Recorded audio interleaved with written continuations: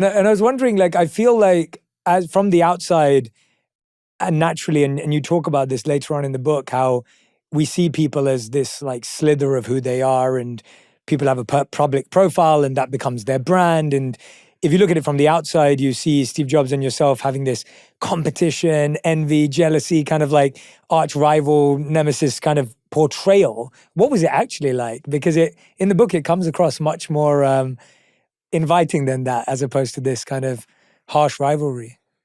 Well, I had a fantastic relationship with Steve.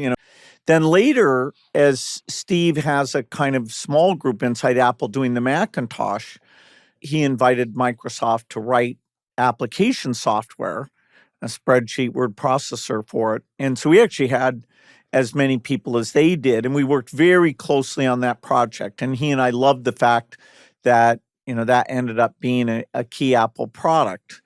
Then he leaves Apple. I talked to him about Next, but I never thought that computer would do that well. So he was disappointed. But then when he goes back, and it's unbelievable what a great job he did, because Apple went from being on the way to dying to being the world's most valuable company.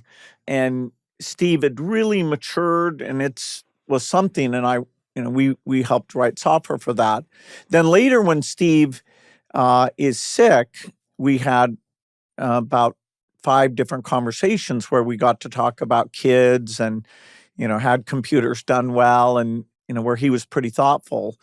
It's amazing to me that Steve, his skill set and mine, other than, madman, leader, drawing people in, but his taste in design and user interface, and even his intuition about people, he was just genius in a way you can't explain. Actually, that allowed us to get along because, what he was super good at, I was not good at. I envied those just incredible talents that he had.